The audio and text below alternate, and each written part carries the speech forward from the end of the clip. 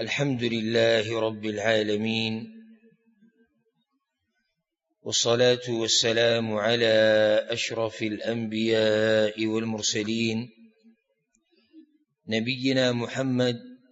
وعلى آله وصحبه أجمعين. أما بعد، عمر ابن الخطاب رضي الله عنه سيرت بانيدو او آغا واقعي آغا حادثي بانیدی چې داغه په ژوند کې او خصوصا چې کله الله غته مشرتیا ورکړه او داغه نه بعد را پیښ شي. اخرنی خبره من داغه د صفت ذکر کوو چې هغه د خپل کشرانو ډیر خیال ساتو. رعیت د ذمہواری د حاکم او د باچا او د خلیفہ وخت د چې د کشرانو ته پوس کې دغه به خیال ساتي. پاګې موږ یو مثال دور کړو چې څنګه باغه د خلکو خیال ساتو او دغه ته پوس وکاو. یو غټ صفت پکې داو چې دا کاری نه کو چې زما شریم نو زما د بچو سره خاص مراعات دی. باندې ما یو واقع بیان کړم و دغه د زیو مبارک. لکه نن سبا چې چاته معمولی مشرتیا میلاو شي، غټه بنه غټه خلا ډیره غټه خبره چې سړی د علاقې مشر شي او باچا شي، کاغه دینی او کاغه دنیوي، نو باز پکې بیا خاص گنجائش او یو خاص قسمه تعلق د خپل خلکو د پاره جوړي. یعنی که د نور خلکو بچی دی هغه بل شان وي، زما هغه بل شان، د غوی سره حساب کتاب یو شان، زما دغه سره بل شان، د غریب سره حساب کتاب یو شان، د مالدار سره بل شان، او دې څه بیا ځه. د عمر رضی الله عنه د طریقه نه، بلکې هغه د خپل بچو سره او د خپل خلکو سره حساب کتاب خسخ کو چې دومره سخت حساب باغه د عام خلکو سره نه کو. او دا د مؤمن شان دی چې دا فرق بنه کوي چې زما شرشم د دې د لاسو بچو ته د سہولتي، د دې د لاسو خپلوانو ته د سہولتي نه. لکه دې باندې سی واقعا دلیل ده او مثالوم ده. امام مالک رحم الله په خپل موطا کم کتاب چې داګه دی پای کې په صحیح سند سره دا واقعا راوړي چې د عمر رضی الله عنه دو زامنو د یو پیر په سفر وته، د دو زامنې دا نه چې داګه صرف دو زامن دی. یو نوم عبد الله او مشهور د عبد الله بن عمر،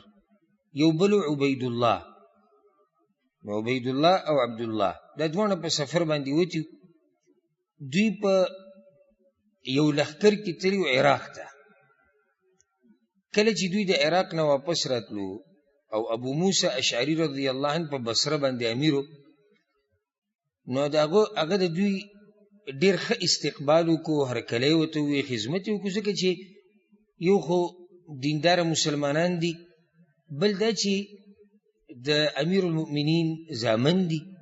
او دا طریقه ده چې ته هر چاله دغه مقام ورکړي. دی باندې موږ ځای په ځای خبره کړې، دا نه ته ټولو خلکو ته په دې نظر ګوري بس یو شان دي، دا هر سړي خپل مقام دی. نو هغه د دوی ډېر خدمت وکړو. بیا ورته دا وی که چېرته زما وس رسېدی که نه او څه فایده ما تاسو له درکولی شو نو ما به درکړی. بیا ورته وی صبر، ها هنا مال من مال الله، ما سره څه مال پروت دی او زه غواړم چې دا مال امیر المؤمنین ته ولېږم. یعنې ډېر دغه علاقې امیر دی چې کوم مال دته را جمع کېږي دا د مدینې ته لیږي. نو ما سره څه مال جمع شوی دی او دا زه لیږم عمر بن الخطاب رضی الله عنه، تاسو له پکې فایده درکم. دا دغه خیر خوایي وه، یعنې دا د عمر رضی الله عنه زامن دي چې دوی ته څه فایده هغه ورسي. اوس په دې کې به ته څه فایده ورکوې دوی له؟ وی دا به زه تاسو له قرض درکم، دا پیسې تاسو قرض واري. فتبتاعانی به متاعا من متاع العراق، او بیا عراق دی بازار ته به وځئ او کوم چې خاص سامانونه د عراق دي هغه به ځان له راوالی دي. ثم تبيعانه بالمدینه، بیا به مدینه کې خرڅ کوي، تجارت به وشي. فتؤديان رأس المال إلى أمير المؤمنين ويكون الربح لكما، نو رسول مال به امیر المؤمنین له ورکوي او ګټه به هغه ستاسو شي، یعنې په یو طریقه به تاسو ته فایده در ورسي. هغه وایي صحیح ده، دا خو ډېره ښه خبره ده چې موږ امانت به مو ورسوو او فایده به پکې هم زموږ وشي، تجارت به وشي، دې سامان به ورو هلته به یې خرڅ کړو. دې ګوره فایده ما څو پیرې تاسو ته دا خبره ذکر کړې ده چې تجارت کې الله رب العزت لوی خیر اچولی دی. کوشش هر وخت هغه دا کوي چې سړی تجارت وکړي، او دا لکه داسې نشي کېدی چې ټوله دنیا دې تاجران جوړ شي. د هر چا یو شان وس نه دی، د هر چا یو شان طریقه کار نه دی، او بل دا چې تقدیر لیکلی شوی دی. خو دومره دی چې انسان به خپل کوشش هغه کوي. وګوره په دې لږ ځای کې دوی ته موقع د تجارت میلاو شي، تجارت یې وکړو. وی صحیح ده. نو ابو موسی اشعري رضی الله عنه دې دواړو له دا مال ورکو، او عمر رضی الله عنه ته یو خط ولیکو چې ستا د زامنو سره هغه مال دی او د دوی نه به هغه مال والي. کله چې دواړه زامن مدینې ته دا اوس د امیر المؤمنین زامن دي. نن سبا چې باچا پرېږده، باچا خو ډېره غټه خبره ده چې داسې علاقه کې لږ جیدا دي که نه، نو د هغه د زامنو حال کې دې ولیدو الا من رحمه ربي چې الله پرې رحم کړی د هغوی خبره نه کوو. نه سپین ږیری پیژني، نه ښځه پیژني، نه کشر پیژني، نه مشر پیژني. بس چې د د پلاني صاحب بچي دي، د دوی جوی ځان له یو ترتیب دی او ځان له خوی دی، د هغوی کومه مستي چې او کوم تکبر چې او په پوزه مچ نه پرېږدي. دا دواړه رالو او دوی هغه سامان خرڅ کو او ګټه یې پکې وکړه. عمر رضی الله عنه مال ویوړ، چې مال یې ویوړو نو اخو ابو موسی اشعري رضی الله عنه ټوله قصه بیان کړې وه. ورته یې وي دې سوال ته ګوره، وي اکل الجیش اسلفه مثل ما اسلفکما. ابو موسی اشعري رضی الله عنه ټول لښکر له دغه شان قرض پیسې ورکړې که صرف تاسو له درکړي؟ هغه ورته نه موږ له راکړي دي. ها عمر ورته وي ابن امیر المؤمنین فاسلفکما، د امیر المؤمنین زامن یې ځکه یې درکړي دي، یعنې نور له ولې نه ورکول. دا حساب کتاب لکه دا خو اورېدو کې ډېر اسان دی، خو د دې کول ډېر لوی ایمان غواړي. هسې موږ به ورته دغه بس زموږ دغه پاتې شوي سر به ورته خوځو راخوځو اورو به، نور د دې کول او تطبیقول د لوی ایمان غواړي. ورته وي ادیا المال وربحه، هغه مال هم راکوي او ګټه هم راکوي. نو عبدالله رضی الله عنه غلی پاتې شو، پلار ته به څه هر چې عبیدالله و نو هغه خبره وکړه، پلار سره باس وکړو چې دا خو موږ ګټلی دی او تا ته چې کوم مال را لېږلی دی هغه موږ تاسو له دا یې درکړو. نو عمر رضی الله عنه بیا ورسره لېږیا و، ویره یې کوي او عبدالله غلی دی او عبیدالله رضی الله عنه بیا لېږیا دی. الغرض د دوی د باس روان دی او په دې کې یو کس په دې مجلس کې ناست و، نو هغه عمر رضی الله عنه ته وویل وی یا امیر المؤمنین، امیر المؤمنین وی زه به یو مشوره درکوم. هغه وی څه؟ لو جعلته قراضا، که ته دا مال قراض کې نو ښه به نه وي. قراض باندې ما برو سوالات جواباتو کې بحث کړی. قراض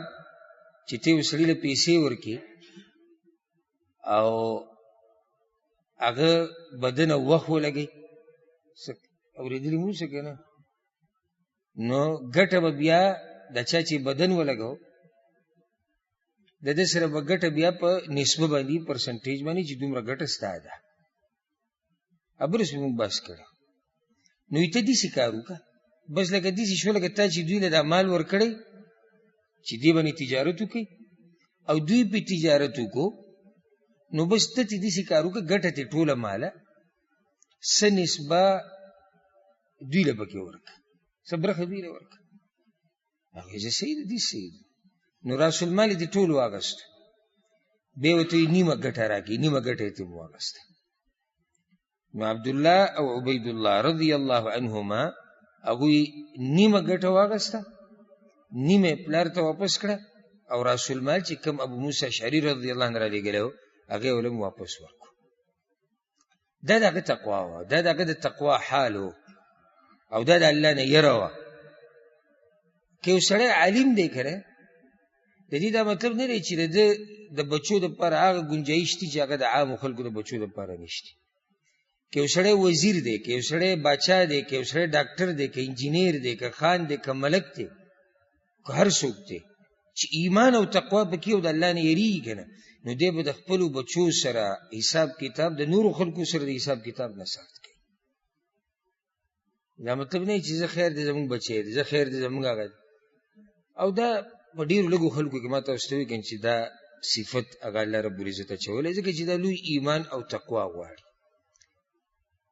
د عمر رضی الله عنه ډېرې ویناګانې مشهورې دي، بس یو وینا دوه به د هغه ذکر کړو. دا په منځ کې زه داسې ذکر کوم، اکثر یو بیان کې دوه درې ویناګانې د هغه راشي، یو وینا. یو خبر به عمر رضی الله عنه دا کوله، دا زموږ دپاره ډېره اهمه ده ځکه یې ذکر کوو. امام احمد دا روایت راوړی دی په صحیح سند سره. عمر رضی الله عنه به دا خبره کوله، وایي تاسو کې یو مسله ده دې خلکو ته یې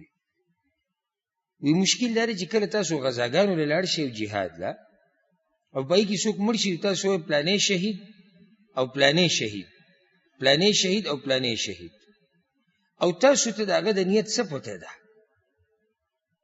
کیدای شي هغه د پیسو دپاره تللی، کیدای شي تجارت دپاره تللی، کیدای شي ډېرې خبرې دي. نو تاسو څنګه داسې جزم کوئ او یقین سره وایئ چې پلانې شهید، بلکې داسې وایئ وایي څنګه چې رسول الله صلی الله علیه وسلم ویلي دي من قتل او مات فی سبیل الله فهو فی الجنه، څوک چې د الله په لار کې مړ شي هغه شهید دی. ښه نو تا نه اوس یو کس تپوس وکړي چې دا پلانې ظاهره کې خو دی جهاد له تللی، وایي دا د الله په لار کې نه دی. نو موږ دا وایو چې صحیح د ظاهره کې خو دی د الله په لار کې دی، خو د باطن موږ ته پته نشته. او دا مسله حدیثونو کې هم راغلې ده. رسول صلی الله علیه وسلم دا خبره ذکر کړې ده چې یو سړی به په جهاد کې لګیا به د کافرانو سره به جنګېږي، الله اعلم بنیته، نیت د هغه الله ته معلوم دی. نو موږ داسې نشي ویلی جزم سره، دا زموږ دا خلک دا ټکه ډېر استعمالوي، بلکې زموږ ملکونو کې خو د شهادت ته مرتبه ډېره زیاته اسانه ده، په ټکه یې دله درکوي پلانې شهید او پلانې شهید او پلانې شهید. یو سړی به ماته دا وایي چې دې کې مشکل څه دی؟ خو د الله په لار کې مړ دی، شهید به ورته نه وي. ګوره مشکل دا دی چې تا ورته شهید وي، نو شهید کوم ځای ته لاړ؟ جنت ته. نو تا یقیني فیصله وکړه چې دا سړی چېرته لاړ؟ جنت ته لاړ. او دا زموږ عقیده ده چې موږ د چا په باره کې یقیني نشو ویلی چې دی جنت ته تللی که دی جهنم ته تللی، الا د هغه چا په باره کې چې الله او د الله رسول موږ ته ویلي چې پلانې جنت کې دی او پلانې جهنم کې دی. نور موږ ته څه پته؟ یو سړی ظاهره کې ډېر ښه سړی د آخره خاتمې په ته څنګه شوی دی؟ یا دا چې ظاهره کې ده چې دا کم خوالی کو دینداري کوله دا د ریاکاري وه، یا ده پکې د الله سره بل څوک شریک کړی، ما ورته څه پته لګي؟ نو څنګه به ما ورته ووایو چې یاره پلانې اکثر زموږ دا خلک دا وایي زه ښه ده دمه شو اوس به په جنتونو کې. دا غلطه خبره، داسې به نه وایه، داسې وایه وایه امید دی چې جنتونو کې به وي، که الله وغوښته جنتونو کې به وي، انشاء الله جنتونو کې به وي. نو تا خبره د الله په مشیت پورې وتړئ، که الله وغوښته یو صحیح خبره ده، که الله وغوښته جنت کې به وي، که الله نه یې غوښتلی جو نه به وي. او ځکه کله چې عایشه رضی الله عنها د رسول صلی الله علیه وسلم په مخ کې یو زنانه ذکر کړ او هغه وفات شوې وه، نو وی دمه شوه. رسول صلی الله علیه وسلم په دې خبره غوسه شو، وی عایشې دمه کېږي خو هغه څوک چې جنت ته لاړ شي. یعنې موږ ته خو یقیني پته نشته، تا ته چا دا فیصله اورولې ده چې دا ښځه جنت ته تللی چې ته وایي چې دا دمه شو؟ دمه کېږي خو جنتي، او چې جنتي نه وي نو دی څنګه دمه شو؟ نو ځکه دا خبره یاده کوي چې هر څوک چې په جهاد کې مړ شي، او دا د هغه زمانې خبره د عمر رضی الله عنه د زمانې، یعنې څومره نیکان خلک وو په هغه وخت کې، او هغه دا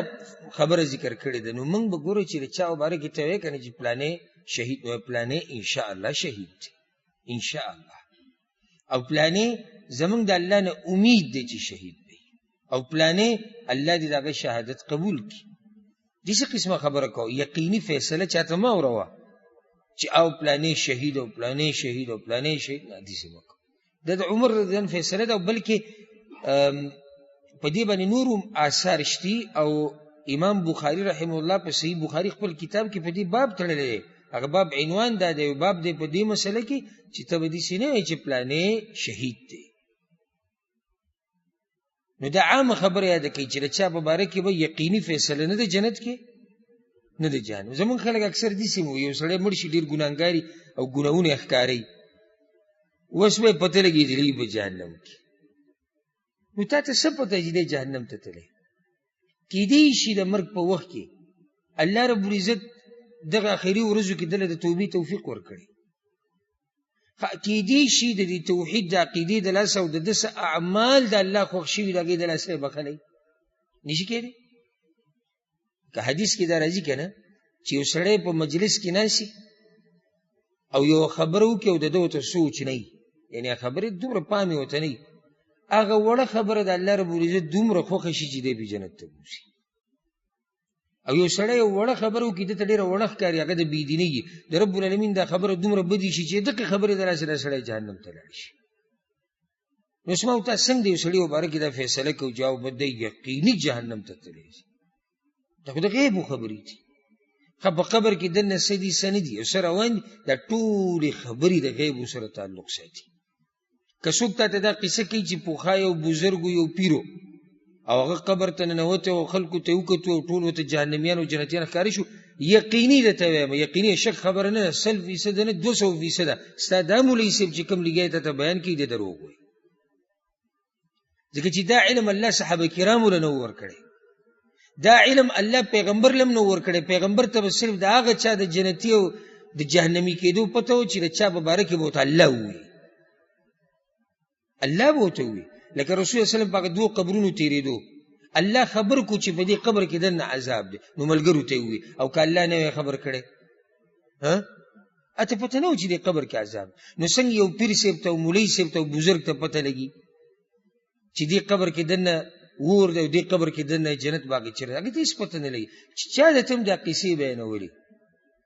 او درته یې وایي چې کتابونو راغستې ده او بزرګانو ویلي ده او صوفیانو ویلي ده، هغوی ویلي دغه ویلي، دا ټول دروغ دي.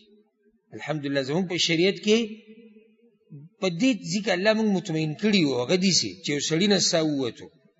نو د ده معامله ټوله د الله سره ده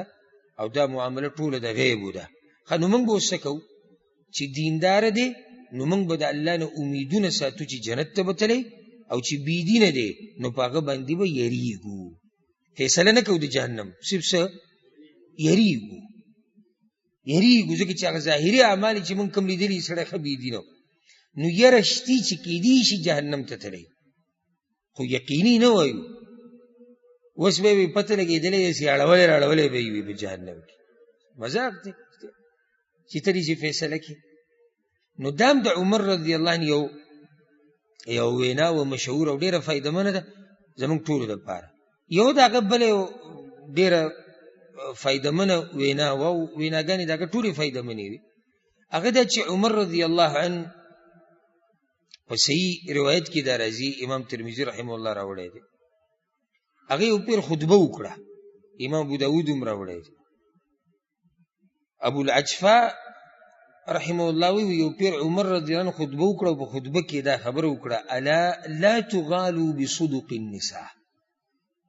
یو خبره وی یاد کړئ چې د زنانو په دې مهرونو کې زیاتې مه کوئ. او زه هغه ویناګانې د ویناګانو نه رالم چې موږ ته ډېره زیاته فایده رسوي او خصوصا زموږ د معاشرې ورته ډېر ضرورت دی.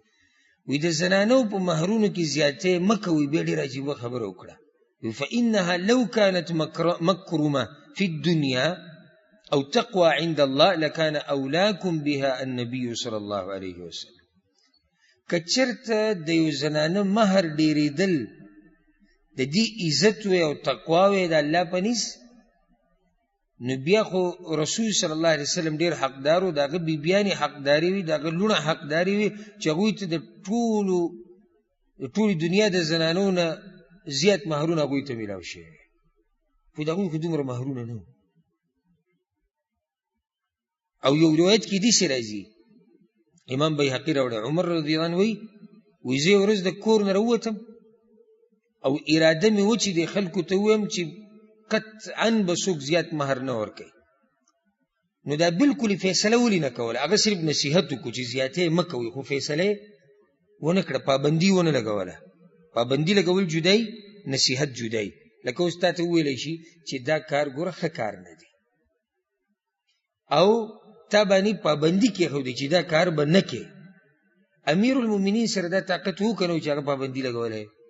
وو. وی ما اراده کړې و خو بیا مې دغه آیت مخې ته راغی واتیتم احداهن قنطارا، الله وی که تاسو یو زنانه له په مهر کې خزانه ورکړي. نو دې آیت زه منع کړم ځکه چې الله د خزانې خبر وکړه، معنی دا چې چا وشي نو خزانه هم ورکولی شي. دې نصیحت ته زموږ د ټولو ډېر زیات ضرورت دی، خصوصا نن سبا ډېر ورته زموږ ضرورت دی. دا مهرونه ډېرول دا نن سبا داسې یو رواج چې جوړ شوی دی، نږدې وخته پورې پښتنو کې دا مرض نه و او د دوی مهرونه به لږ وو. اوس زموږ د پښتنو د زنانو مهرونه چې وګورې هغه هم سم زیات دي، بلکې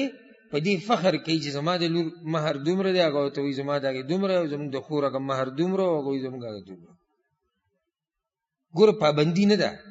د یو سړي وس کېږي، الله خو خزانه ذکر کړې ده. یو سړی ښه مالداره دی،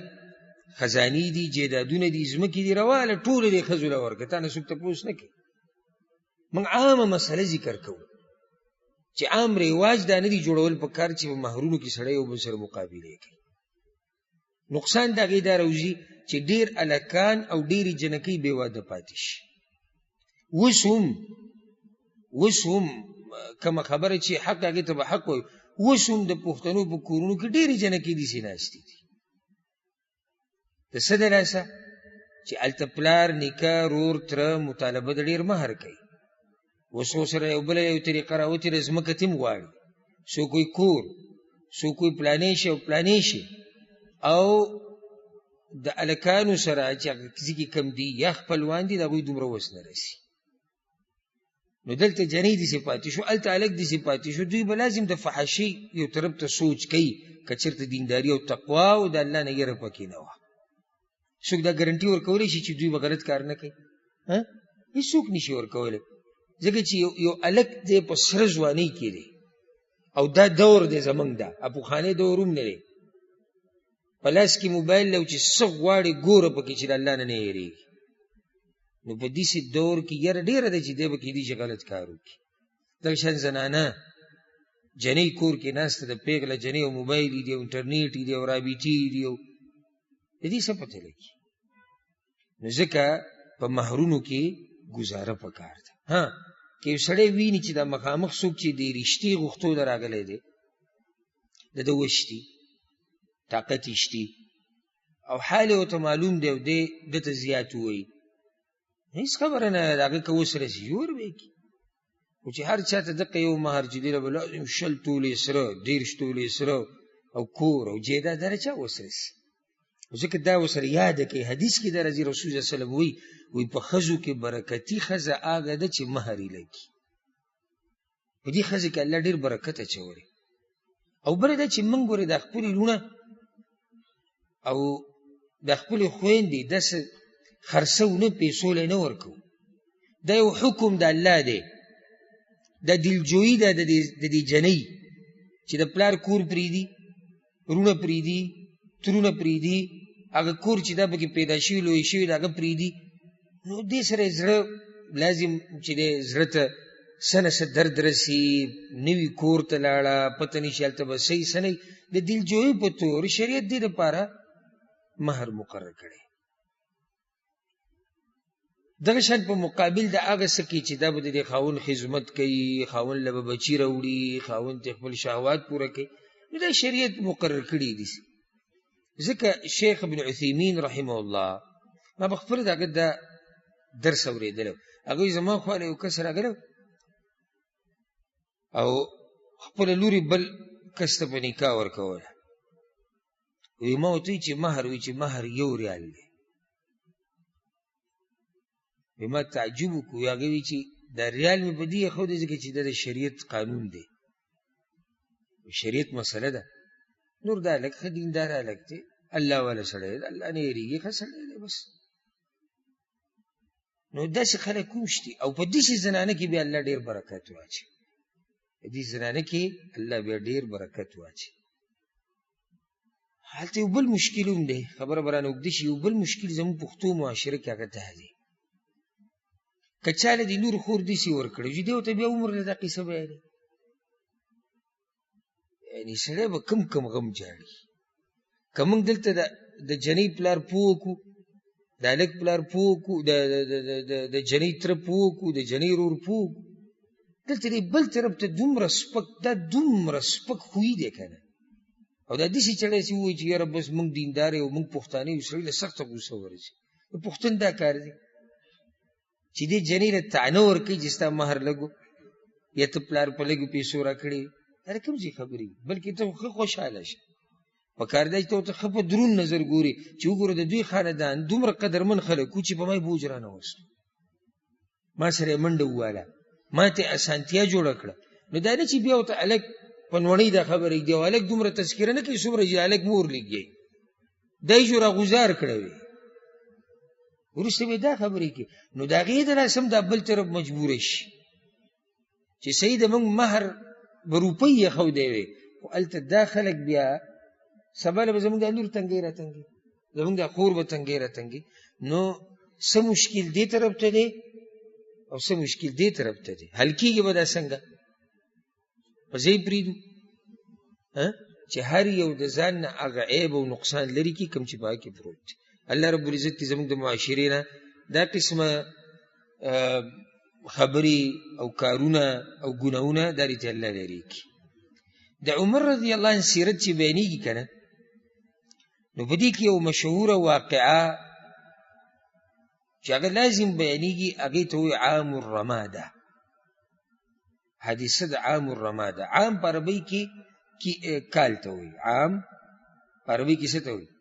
کال ته وایي الرماده الرماده ولې وایي دې کال ته په دې کال باندې اتلسم کالو د هجرت او سخت لوږه راغلې وه د حجاز په ځمکه باندې انتهایی یعنی دومره تاسو به اوس واورئ چې داسې لوږه او قحط په حجاز نه راغلی حجاز د مکې مدینې طایف دغه ځمکو ته وي په دې ځمکو چېرته داسې قحط نه راغلی لکه څنګه قحط چې په اتلسم کال کې راغلی او دا د عمر رضی الله عنه دوره خلافت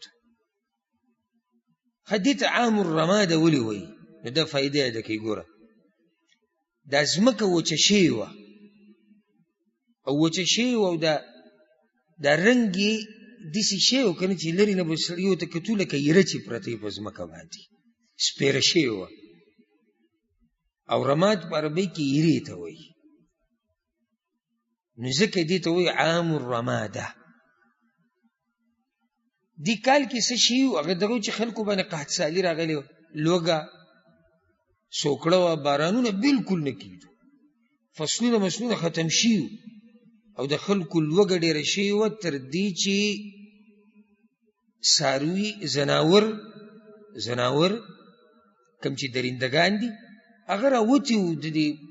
دې ځنګلاتو نه او د یو ځای نه او د بل ځای نه د انسانانو منځ کې به ګرځېدو ځان له ښکار کتو یعنې په هغوی هم لوږه راغلې وه او یو سړي به اراده وکړه چې لاړ شي هغه خپله کم څاروی چې کور کې ولاړ دی ګډه ده بیزه ده اوښ دی هر څه دی چاړه به راواغسې چې حلال کې چې ورغی هغه به ځان له هډوکي وو نو ده به وایي دا زه حلال کړم دې کې وخورم څه د دې نه به څه راغله تر دې چې بلکل دا خلک د هر څه نه بلکل د هر څه نه د خلکو لوښي صفا شو جیبونه صفا شو ډېره لویه سخته په مؤمنانو راغلې نو ټول خلک په امیرالمؤمنین پسې به راتلو چې یو به راغی به لاړ بل به راغی سوچ وکړئ چې یعنې د هغه په کور باندې به څومره رش و دې وخت کې او په جومات کې به څومره رش و چې ټوله مسله هغه ته راواپس کېږي دا مشرتیا خو زموږ هسې خوښوي چې زه به په کرسۍ کښېنم مشر به یم خو د کرسۍ باندې د ناستې لویې ذمهواري ده دا خلک به ټول د هغه خوا د راتلونو په بیت المال کې چې کوم باقیمانده څه رزق پروت و څه سامانونه پراته و څه راشنونه پراته و هغه هم په دې خلکو کې تقسیم کړو تر دې چې هر څه ختم شو او په هغه ورځو کې هغه دا قسم خوړلی چې زه به د هغه وخته پورې پی نه څکم د هغه وخته پورې به غوښه دا نه خورم غوړي به نه استعمالوم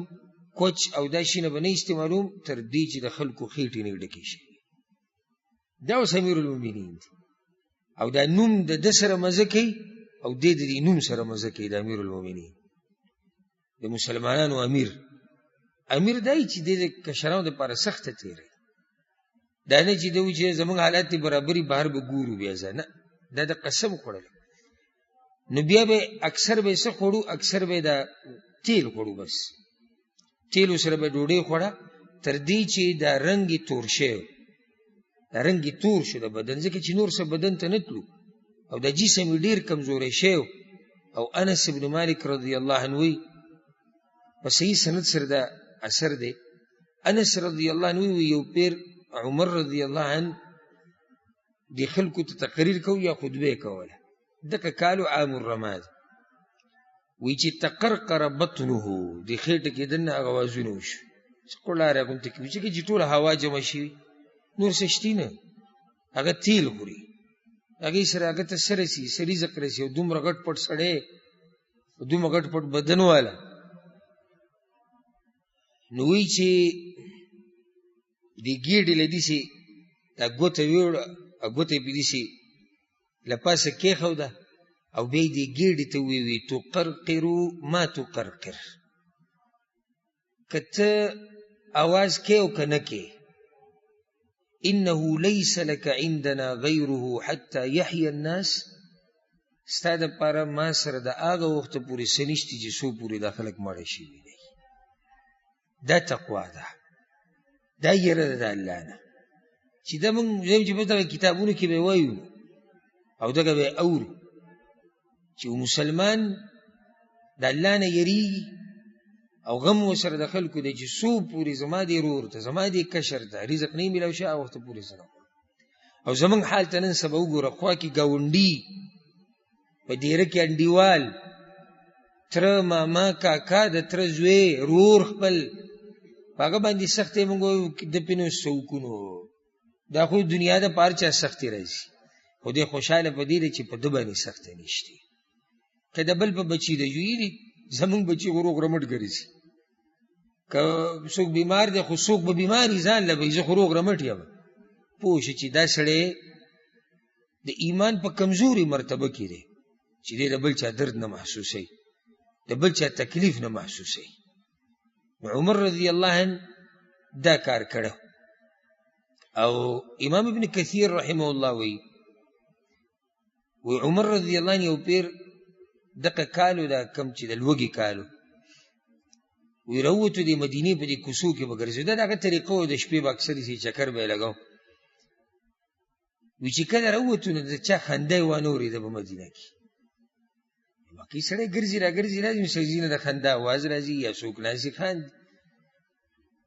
بلکې د خلکو د کورونو نه د خلکو د خبرو اترو اواز هم نه راتو، او نه څوک بیا ولیدو چې د ده نه یې سوال کړی، یعنې هغه په کوڅه کې ګرځېدو.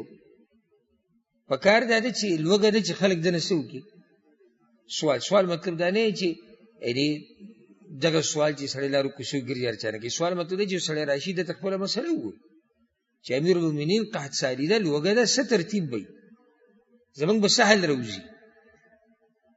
چا دې تپوس هم ونه کړو، هسې دا د سیرت سره به ژوند تېرو، هسې دا صورت په ذهن کې جوړ کړئ چې امیر المؤمنین په دغه حال کې چې رنګ یې تور شوی دی، بدن یې کمزوری شوی، په خپلو په لارو کوڅو کې ګرځي. اوس تعجب د په څه باندې وکړو چې نه د چا د خندا اواز راځي، نه د خلکو د خبرو اواز راځي، او نه څوک زما نه څه غواړي. دا عجیبه ده ځکه چې اول ورځو کې خلکو ډېر څه غوښتو، اوله کې چې را قحط راغی خلک به راتلو اوس داسې چل دی. نو تپوس یې وکړو د دې، هسې دې معلومات خو وکړي چې داسې چل دی، نو جواب ورته میلاو شو امیر المؤمنین ان السؤال سألوا فلم يعطوا فقطعوا السؤال. د سوال تاسو خبره کوي چې څوک څه غواړي، نو خلک ډېر شي پیري درګري دي، خو تاسو سره هم څه نه وي، بس هغوی سوال هم پرېښودی. دا داسې لوږه وه، درګري دي ستا زیته څو پیري، خو چې کله دوی ته اندازه ولګېدي چې امیر المؤمنین غریب سره هم څه نشته، هغه به موږ له څه راکړي، نو بس بیا څه فایده نشته چې ستا خواله درشي. د هغې د لاسه که تا څوک ویني نو څه وایي نه. دویمه ده، په خلکو ډېر لوی غم راغلی د امیر المؤمنین دی، لوی غم په خلکو راغلی دی، کورونو کې لوږه ده،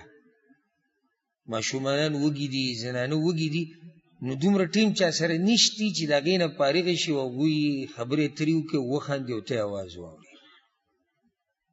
داسې سخته راغلې وه په مدینه باندې او د هغې په دې خوا او شا علاقو کې او موږ داسې ناشکره و باز ویني که نه چې په دې دومره نعمتونو کې به دی دا فریادونه او شکوې او شکایتونه لګیا وي چېرته داسې سخته په چا راغلې ده چېرته داسې سخته په چا راغلې ده چې د هغې د لاسه دومره تکلیف ورته رسېدلی نو کله چې عمر رضی الله عنه ته د اندازه ولګېده چې سخته خو ډېره زیاته شوې ده نو کوم چې هغه امیران مقرر کړي په نورو علاقو باندې هغوی ته یې خطونه ولېږل چې مرسته وکړي او سمه مرسته را سره وکړي ځکه چې دلته خو مدینه کې دا حال دی نو د چا چې څومره وس رسېدو د بهر نه به دومره راشنې او سامانونه دی راولېږل هلته او هغه په خلکو کې تقسیم کړو په هغه ورځو کې به عمر رضی الله عنه خلکو ته دا نصیحت ډېر کوي مونځونه ډېر کوي او دعاګانې ډېرې غواړي او الله سره رابطه مضبوطه کوي دا یو منکر حدیث را پیدا شوی دی په دې دین پورې خاندي کله مونځ پورې خاندي کله ګیره پورې خاندي کله صدقې پورې کله حدیثونو پورې کله په یو شي کله بل شي تاسو بیانونه اورېدلي د هغه ما یو بیان اورېدو مخې له راغی هغه په دې منځه پورې خاندل وي دی بعضو ته چې وایي چې مشکل دی صدقه دی وایي چې مونځونه کوه او پېښې ورسره مه وکړي الله اکبر او بعض وایي دا حق پرست علما اوس پښتنو کې اوس پیدا شوي چې مونځونو پورې خاندي هغه ته حق پرست وي الله وایي یادوه دا خبره هم داسې مذاق کې وکړه وی خاندل الله یادوه نو د دې نه علاوه به څه نه کې دا خبره یاده کړه که موته دې اسمان ته وخیجو که نه او بیا یې ترې راټوپ کړو موږ ته به میلاویږي هغه څه چې څه الله راکوي او چې الله یې نه راکوي که نه که دا دنیا پسې شړشم کې او په بل طرف یې واړی که تا زما نه روپۍ وګټله بیا ماته ووایه نو رابطه به د چا سره کوې د الله سره به نه کوې تا ته خو چا دا نه دي ویلي چې تا اسباب مه لټوه خپله مزدوري م کوه خپلې منډې م وه خپل کوشش هم کوه خو بنیادي خبره څه ده رابطه د هغه چا سره وساته چې د چا په لاس کې رزق دی نو مونځ کوه ذکر ډېر کوه واپس شه هغه الله ته دا د امیر المؤمنین عمر رضی الله عنه نصیحت و دا نصیحت ډېره فایدهمنه خبره ته کوم سوچ به کوئ دغه کوم کس چې خاندلي دي په منځه پورې وي مونځ دلته چې دا کوم کس نصیحت کوي که نه چې مونځ کوئ ډېر د امیر المؤمنین دی یعنی د ده په لاس کې هغه څه دي چې هغه د عامو مسلمانانو په لاس کې نشتي خو د ده په لاس کې هم اوس دومره څه نشتي چې دی د خلکو له ورکړي نو وي الله سره رابطه وکړي چې الله سره رحم وکړي دا باچا هم کله محتاج شي د دې باچا دا خزانې هم کله ختمې شي د بیت المال نم کله مال ختم شي ځمکه وچې که باران نه ورېږي ته څه کوې ما ته ووایه کم زور استعمالوي تاسو نه تپوس کوم چې باران نه ورېږي کم زور به استعمالوو بچیانو سره رابطه وکړو که دا ټوله دنیا راجمع شي باران به راووري نو څه کوې ته که دا ټوله دنیا دا ټکنالوژي چې اوس کومه ده او چې کومه را روانه ده د دې نه اوچته که دا ټوله راجمع کې باران به وشي بعض وایي مصنوعي باران وي راویستی که مصنوعي باران صحیح بعضو ملکونو کې دا سیستم شتي په یو علاقه باندې محدود د یو څو منټو دپاره اوبه د برې نه راوورئ او لاندې نو د پیپ لګولی اوبه ورته ځي نو چې لاندې کله اوبه ختمې شي بره ختمې شي مشین ډېر وخت بره داسې ساتلی هم نه شي ځکه چې هغه ډېر درنه مشینري ده نو هغه هم وختي توري بس ځي باندې لږې اوبه راواچي دا به په ټوله دنیا راولي او دا مشینري به د لاسې داسې بارانونه وکړي لکه څنګه چې زموږ په دې علاقو کې کېږي داسې بارانونه به وشي او حکومت به داسې ستا ومني چې تا له به مشینري بره راولي هر وخت او تا ته به ودرولي چې ستا فصل برابري دا زموږ د طاقت نه بهر خبرې دي نو لازم په سخته کې اولنۍ دروازه د چا ټکوه هغه د الله قرآن کې څه وایي أَمَّن يُجِيبُ الْمُضْطَرَّ إِذَا دَعَاهُ الله وی هغه ذات څوک دی چې یو غم وهلی غم ځپلی ورته چغې ووایي او هغه له فریاد واوري د الله نه علاوه بل څوک دی چې هغه د دې خلکو دا فریادونه اوري نو په سخته کې مصیبت کې اولنی کار هغه د الله سره مضبوطه رابطه او بیا د هغې نه بعد اسباب لټوه، نو رب العالمین به دله په اسبابو کې برکت واچوي. چې د اسبابو نه چا منع کړی نه، طبیعت مه خرابوه، اسباب لټوه، خو دا اسباب جوړونکی هم الله دی. نو چې د الله سره د رابطه نه وي نو ستا به څنګه به تا ته کامیابي میلاو شي او څنګه به ستا نه سخته لرې شي. نو عمر رضی الله عنه به خلکو ته دا خبره ډېره کوله، وی مونږ ډېر کوئ، الله ډېر یادوئ او الله ته عجزي کوئ، فریاد ورته ډېر کوئ وي. او په خپله به هم ډېرې دعاګانې غوښتې او دا کار یې پکې هم کړی. دا ډېره فایدهمنه خبره مخې ته راله چې دا صلات الاستسقا به یې ډېره کوله. صلات الاستسقا خو پېژنې که نه، د باران دپاره، باران د غوښتو دپاره چې مونځ کي. او یو پیر یې داسې چل کړی چې عباس رضی الله عنه د ځان سره بولی چې ته دعا وغواړې. عباس رضی الله عنه خو پېژنې که نه، څوک دی؟ د رسول سلم تره. هغه ته یې ویلي ته موږ سره لاړ شي چې ته الله ته ووایې چې باران راووایي. په صحیح بخاري کې دا حدیث دی د انس بن مالک رضی الله عنه چې عمر بن خطاب رضی الله عنه په زمانه کې چې به کله قحط راغی نو هغه به عباس رضی الله عنه ته ووایي او بیا به په خپله عمر په دعا کې دا ووایي، لاس به اوچت کړي وي اللهم انا كنا نتوسل الیک بنبینا فتسقینا. یا الله وی پیغمبر چې کله ژوندی و نو موږ به پیغمبر ته ووایو نو د هغه په واسطه به موږ تا نه دعا وغوښته. پیغمبر ژوندی و نو تا به باران راوورو، اوس پیغمبر د دنیا نه تللی نو موږ دا د پیغمبر تره راوستی ده او په ده باندې دعا وغواړو، فسقینا، نو په موږ باران راووروه. دې کې غټه فایده هغه ده، ټولو نه غټه. که چېرته مړي وسیله کول جایز وی که نه او پیغمبر وسیله کول جایز وی نو بیا دوی ولې د رسول سلم تره راوستو او دې چې دی ویلی چې یا الله په موږ باران راووروه د چا د مخه؟ د پیغمبر د مخه. دې چې ونه کړو. دویمه، که چېرته دې بزرګان دا چې کوم خود ساخته قصې د هغوی دپاره جوړې شوي دي، که چېرته دې بزرګانو او دې باباګانو او د پیرانو په لاس کې دغه اختیارات وې، دا کوم چې ولې دا مریدان ذکر کوي چې دوی بارانونه هم راوروي، دوی بچي هم ورکوي، دوی سختي هم لرې کوي، نو بیا ولې دا صحابه کرام د پیغمبر ته چغې نه وایي چې ته موږ باندې باران راووروه؟ د پیغمبر نه لوی دینداره څوک شته بل؟ اخو د اولیاء الله سردار دی، نو چې کله صحابه کرام د هغه نه ډایرکټ نه غواړي او هغه ته چغې نه وایي، نو دا په دې چې ځکه چې پیغمبر پوه کړي و چې دا کار صرف د الله په لاس کې او د الله نه به غواړي. ورسره درېیمه خبره، ژوندي دینداره انسان ته ویلی شي چې زما دپاره دعا وغواړه. شرط پکې څه دی؟ ژوندی دینداره او حاضر.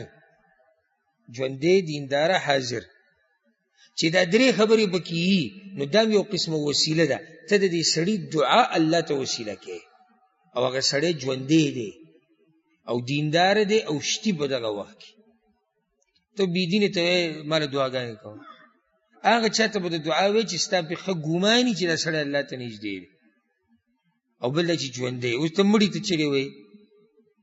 یو سړی وایي زه موږ خو د مړو نه نه غواړو. ښه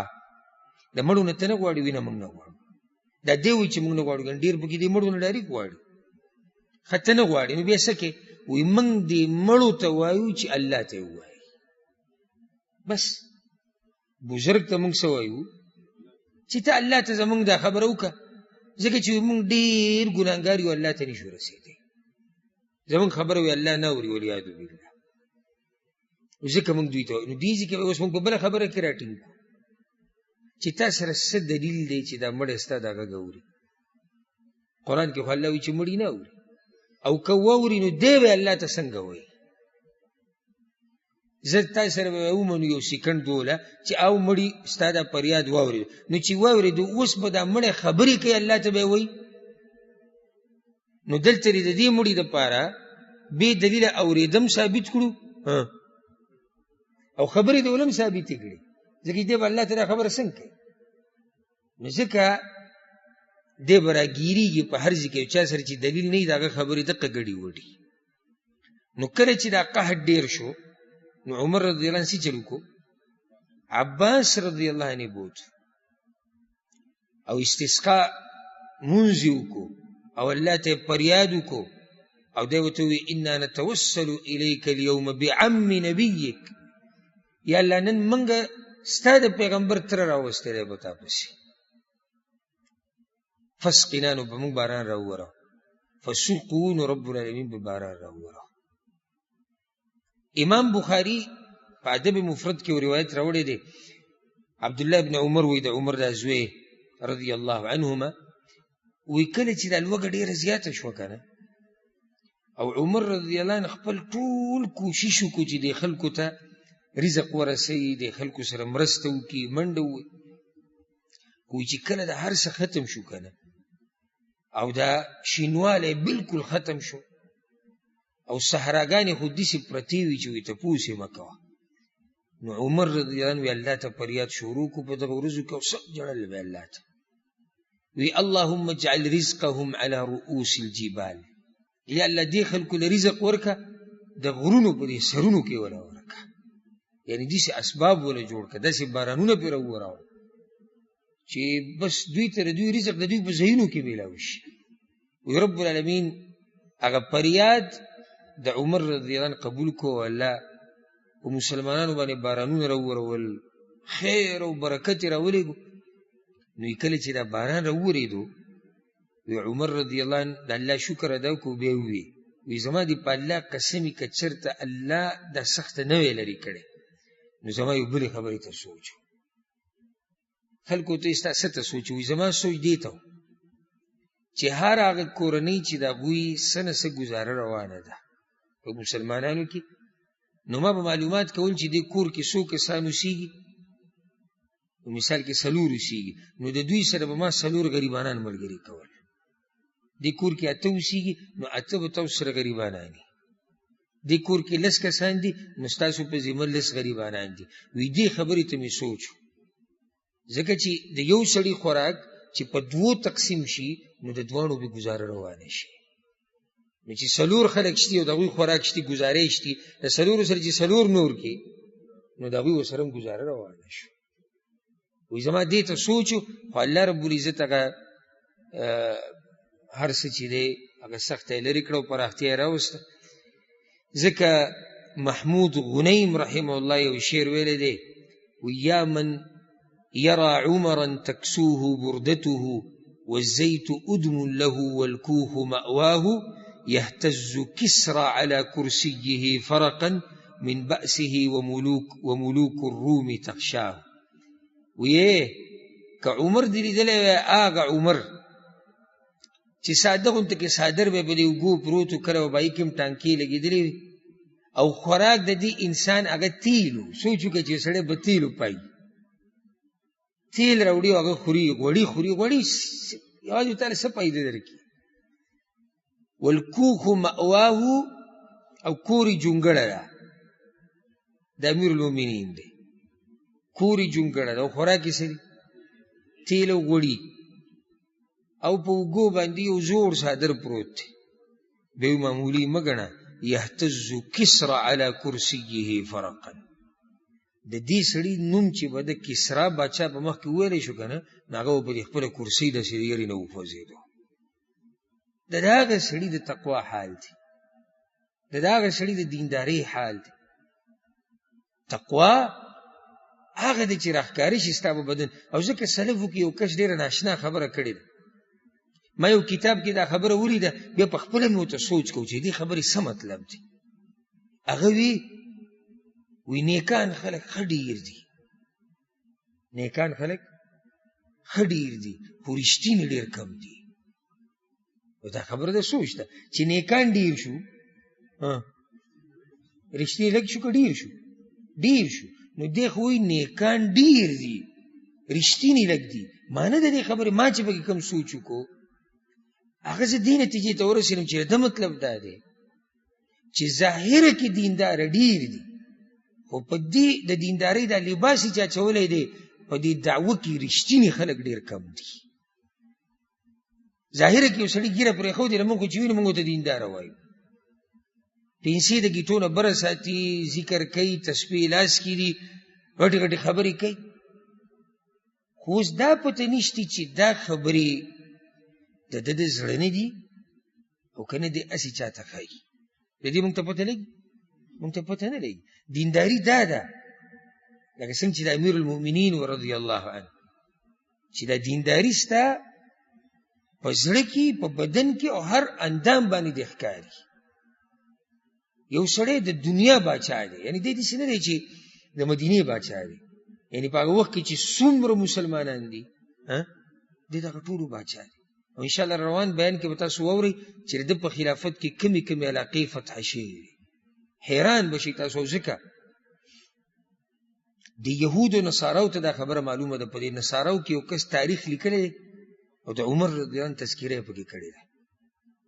د دې عمر تذکره ګوره اوس هم د یوروپ په ملکونو کې په میوزیم کې پرته ده، غټ غټ پاڼو باندې لیکلې ده چې عمر څوک. د رسول صلی الله علیه وسلم تذکره پکې شته. نو هغوی دا خبره لیکلې ده که دې سړي د الله یو څو میاشتې ژوند نور ورکړی وی یا یو څو کاله دې له ټوله دنیا قبضه کوله. سوچ وکړئ کوم سړي چې دا ټوله دنیا قبضه کوله د هغه خپل حال دا دی، خوري تیل غوړي، اوسېږي په جونګړه کې او په اوږو باندې زړه شړۍ او څادر پروت دی. اوچتو مرتبو ته رسېدل دي آسان نه دي چې دا صرف په خبرو کې. ځکه الله قرآن کې څه وایي؟ یا ایها الذین آمنوا لم تقولون ما لا تفعلون. ای ایمان والو ولې هغه خبرې کوئ چې عمل پې نه کوئ؟ کومه خبرې چې کوئ هغې سره عمل. دا دومره سخت کارو، دومره سخت کال په مسلمانانو راغلی و. په ډېر روایتونو کې دا خبر راغلی ده، اگر که سندونه داسې مضبوط نه دي خو بیا په ډېر روایتو کې راغلی ده چې عمر رضی الله عنه دا اعلان کړی و چې په دې کال کې به چې چا هم غلا وکړه د هغه نه به لاس نه پرې کوو. چې چا هم غلا وکړه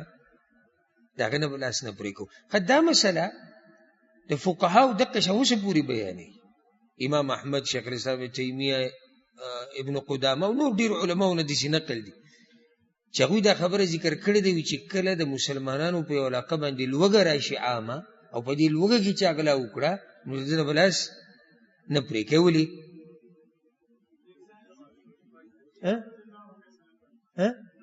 نه د لوږې د لاسه ورته نقصان رسي. بله ده چې دا غلا کړې ده د عادت نه دی، د ده سره بله لار نشتی. نو په داسې حالاتو کې بیا دا ګنجایش دي چې قاضي یا حاکم وخت داسې ووایي چې یاره چې دې وخت کې چا غلا وکړه نو د هغه نه به لاس هغه نه پرې کوو. خو دا داسې عام دغه کې نه لکه چې کله قحط سالي راشي، عام علاقه باندې سخته راشي او تکلیف راشي او رزقونه نه وي، دا د هغه وخت مسله ده. هسې دا مې د دې لپاره ذکر کولی چې یعنی سوچ وکړئ چې دا به څومره سخته وه په مسلمانانو چې امیر المؤمنین دا فیصله کړې وه چې که چا غلا وکړه نو د هغه نه به موږ لاس نه پرې کوو. عمر رضی الله عنه د دې ناشنا خبره ده او دا به اخرنی ذکر کو ځکه چې دې پسې زما اراده دی چې موږ هغه سیرت زما نه ډېر اوږد شو. نن 19 بیان دی د یو انسان په سیرت کې. نو زه غواړم چې روان درس کې بیان کې موږ دا بیان کړو چې د کمې کمې علاقې فتح کړې وې. بګې دغه ځان له اوږده خبره ده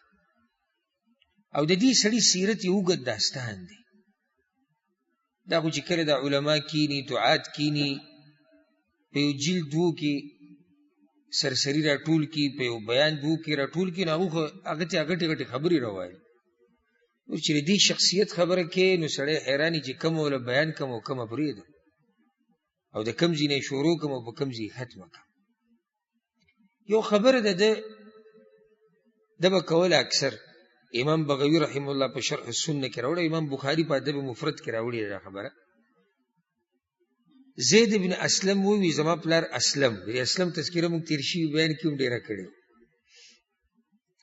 د عمر رضی الله عنه غلام و هغه ازاد کړی و، د هغه سره به ډېر وخت ګرځېدو، د هغه خادم و، نو ځکه دې د هغه نه ډېرې خبرې را نقل کوي. اسلم وی عمر رضی الله عنه یو پیر ما ته نصیحت کړی خو څه ناشنا نصیحت یې کړی وی ما ته وی اسلمه لا يكن حبك كلفا ولا بغضك تلفا. یو خبره یاده که اسلم وي یو شي سره دومره محبت مه کوو چې ځان په مشقت کې واچي او مه د چا سره او د یو شي سره دومره بغض کوه چې نقصان ورته ورسوي وی ما ورته وایي چې وکیف ذلک دا څنګه ښه دا زموږ پښتنو دپاره ډېر ضروري دی ځکه چې موږ پښتانه اکثر منځنۍ لار نه پېژنو یا دې خوا یا دې خوا که دې راته ووایي چې منځ کې لږ ګزاره نه ګزاره مزاره وایي موږ نه پېژنو یا خو داسې مینه چې ځان پکې ختم کړو یا داسې دشمني چې د هغه بل سړي خاندان ورسره ختم کړو ښه منځ کې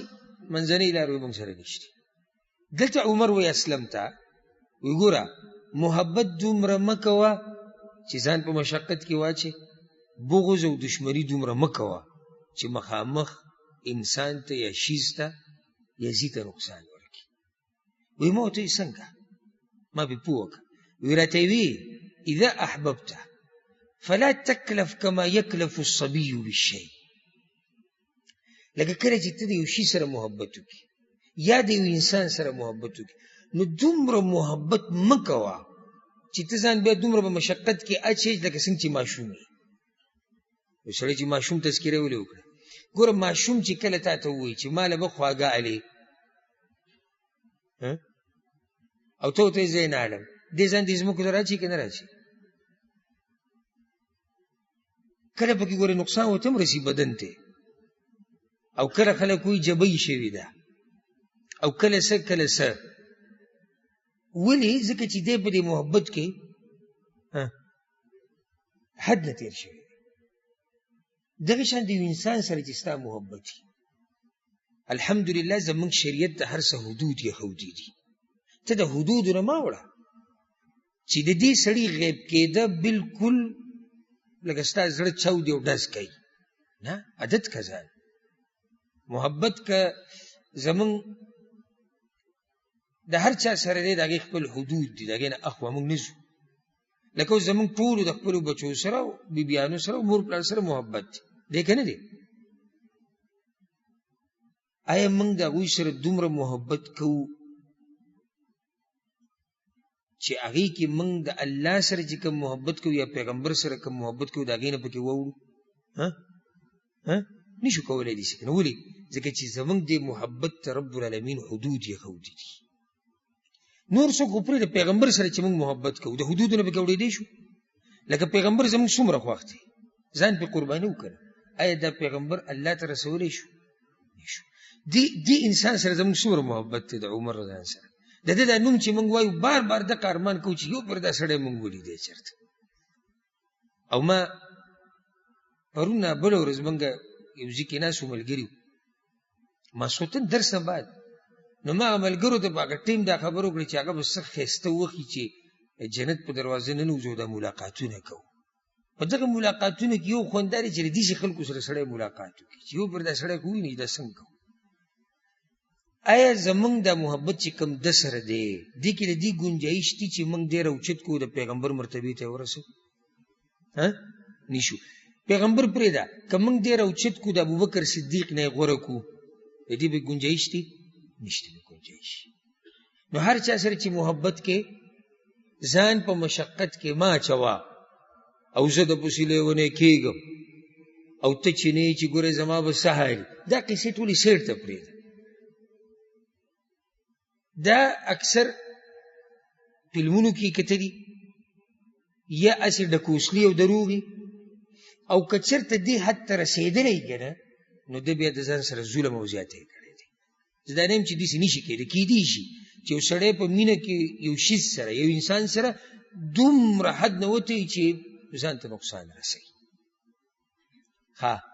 او دشمني داسې مه کوه چې ته پرې نقصان ورکړې مخامخ سړي هغه څنګه وی راته وي فلا تبغض بغضا تحب ان یتلف صاحبک ویهلک د یو چا سره دومره دشمني مه کوه چې ستا بیا دا خوښوي چې دا سړی دې هلاک شي او ده ته نقصان ورسي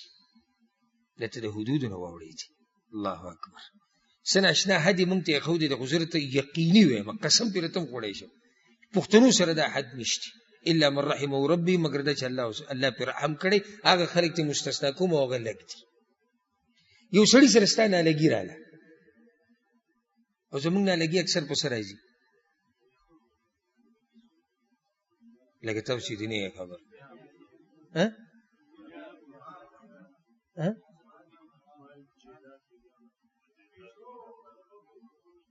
زمکه او پټه ما دا ټکی اورېدو دنیا خو عام ټکی دی په دې کې په دنیا کې به زموږ ګټه مسله په دې ځای نه راځي ستاسو دې سړي سره مسله ګورو اوس دا مسلې خو د انسانانو په منځ کې راځي دا خو فطرت د انسانانو خو ته به دومره د دې سړي سره اوس بغض نه کوې چې ستا دا خوښی چې د ده په دې ځمکه دې تندر راولېږي او څوک دې راولګي چې یاره دا سړی مړ کړي او چې د ده دا ښځه کونډه شي او د ده دا بچي یتیمانان شي دې حده پورې به نه ځي چې دې شرمان به چا کړی تاسو داسې غلی شوئ چې لکه بلکل چې چاته نقصان نه ورکوي پیسې ورکوي وي مړې کا نه ورکوي پیسې بدماشانو له ورکوي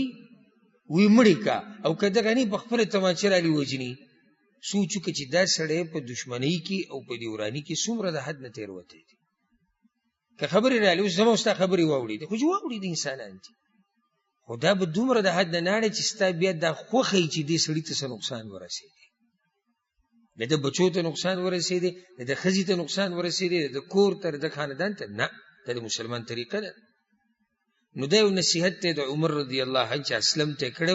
او دې نصیحت ته زموږ ډېر زیات ضرورت دی محبت چې کیم حدودو کې کوه ځان ته پکې نقصان مه رسوه داسې نه چې تا ته ووایي چې که په ما مینې دې ګاډي ته ودرېږه چې مړ دې کړي او ته ګاډي ته ولاړې او ګړز دله وباسي څه کوي او بیا خلک وایي شتي خو وایي لیوني شتي ولې چې لیوني څه کوي هلکان وایي شتي خلک شتي تاریخونه وایي جوړ کړي نو په دې چې تاریخ خو چې سړی دا دیوال صفا کړي او دا ځمکه پې صفا کړي چې زه الله پیدا کړي د خپلې بندګۍ دپاره یم او زه راولګم د خپل قیمتي ژوند چې هغه ژوند ته زما د بچو ضرورت دی زما د ښځې ورته ضرورت دی زما د ملګرو ورته ضرورت دی زما د قام د معاشرې د ملک ورته ضرورت دی او زه هغه راولګم ختم یې کړم صرف دې دپاره چې د یو کس سره مې محبت کړی او په محبتو کې د حدودو نه تېروتی یم د تاریخ د لیکلو دی که د پټولو دی جواب نه راکوو تاریخ د څه دی دا خو د پټولو دی داسې داسې توره خو نه ده وایي